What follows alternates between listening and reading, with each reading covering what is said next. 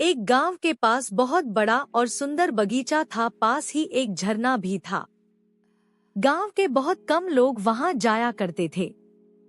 उसमें तरह तरह के फूल खिले रहते थे। उस बगीचे में तरह तरह के पक्षी विहार करते रहते थे, जिनमें कोयल, मोर, कबूतर, चिड़िया चहकते रहते थे। एक मोर हमेशा उस बगीचे में आया करता था। जब भी मोर का मन करता वह झरने के पास चला जाता, झरने से गिरते पानी के पास चला जाता। पानी की हल्की हल्की फुहार पड़ते ही नाचने लगता था। वहीं पास के एक पेड़ पर एक दिन एक कोयल यह सब देख रही थी। उसे देखकर कोयल कुहकुहाने लगी। कोयल की बोली सुनकर मोर को बहुत मजा आया। वह खुशी से अपने पूरे पंख खोलकर नाचने लगा। कुछ देर बाद कोयल उड़ जाती है। मोर भी थक चुका था। वह वापस चला जाता है। अगले दिन से यही सिलसिला चलने लगता है। पेड़ पर बैठी कोयल अपनी मधुर गले से बहुत अच्छा स्वर निकालती, जिसे सुनकर मोर नाचने लगता था। दोनों को बहुत मजा आता है। कुछ ही दिन में कोयल और मोर दोनों दोस्त बन जाते हैं। एक दिन मोर कोयल से पूछता है, कोयल बहन, तुम इतना अच्छी आवाज में कैसे कुहकुहा लेती हो? यह सुनकर कोयल कहती है, मोर भाई, ये सब तो ऊपर वाले की देन है। उन्होंने मेरे गले में इतनी मिठास भर दी है कि मैं जब भी बोलती हूँ मेरे कंठ से बहुत सुंदर बोली निकलती है। मोर को कोयल से जलन होने लगती है। वह सोचता है कि वह नाच तो अच्छा लेता है, अगर वह कोयल की तरह गाने भी लगे तो सब उसकी कितनी तारीफ करेंगे। काश कोयल का गला मुझे मिल जाए। इसी उधेड़बुन में वह नाचना छोड़ देता है। अब वह झरने के पास जाना भी बंद कर देता है। उधर कोयल हर दिन झरने के पास वाले पेड़ पर बैठकर कुहकुहाती रहती थी, लेकिन मोर वहां नहीं आता। मोर का मन अब नाचने में नहीं लगता था। वह हर समय यही सोचता रहता कि कैसे कोयल की तरह गाने लगूं। वह कई बार कोशिश भी करता, लेकिन उसके गले से आवाज ही नहीं निकलती थी। कुछ दिन बाद कोयल भी उस पेड़ पर आना बंद कर देती है।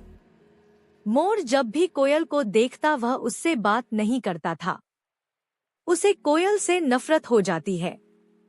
एक दिन मोर एक पेड़ की डाल पर बैठा था। तभी उसे कोयल के जैसी बोली सुनाई देती है। वह ध्यान से देखता है कि गांव की गलियों में एक आदमी बांसुरी बजाता हुआ जा रहा है। मोर यह देखकर बहुत खुश होता है। वह सोचता है, अरे वाह, यह तो कोयल से भी अच्छी आवाज निकाल रहा है। क्यों न मैं इनमें से एक बांसुरी ले लूं। वह डाल डाल पर उड़ते उड़ते बांसुरी वाले का पीछा करने लगता है।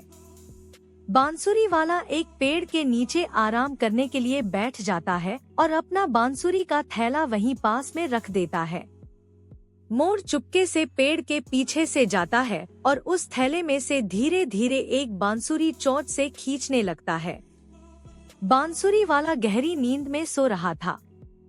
मोर धीरे धीरे बांसुरी निकाल लेता है और बांसुरी को चोंच में दबाकर उड़कर एक पेड़ की डाल पर बैठ जाता है।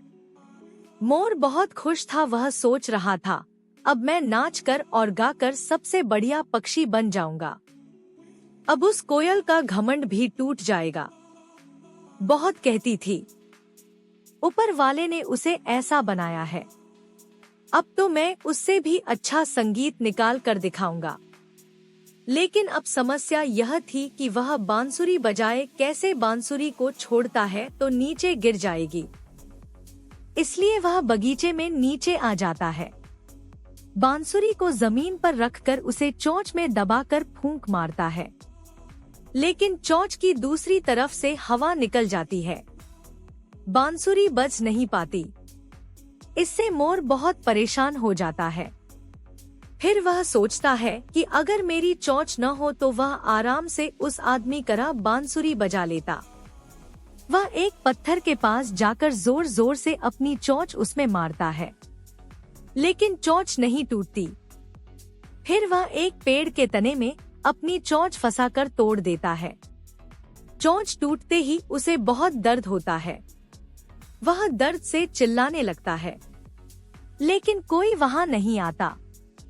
उसके बाद मोर बहुत रोता है। फिर भी वह किसी तरह बांसुरी बजाने की कोशिश करता है, लेकिन बिना चोंच के बांसुरी पकड़े कैसे, यह तो उसने पहले सोचा नहीं था। हार कर वह बांसुरी को फेंक देता है, लेकिन चोंच टूटने के कारण अब वह दाना भी नहीं चुग पा रहा था।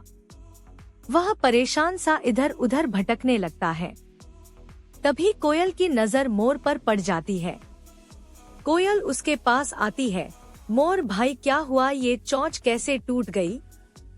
मोर उसे सारी बात बताता है। यह सुनकर कोयल उससे कहती है, भाई मैंने तो तुमसे पहले ही कहा था, ईश्वर ने जिसे जैसा बनाया है वही ठीक है।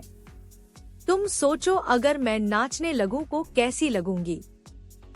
ईश्वर ने मुझे काला बनाया, लेकिन आवाज बढ़िया दी।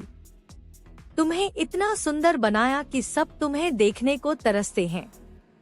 तुम्हारे जैसा रूप किसी पक्षी का नहीं है।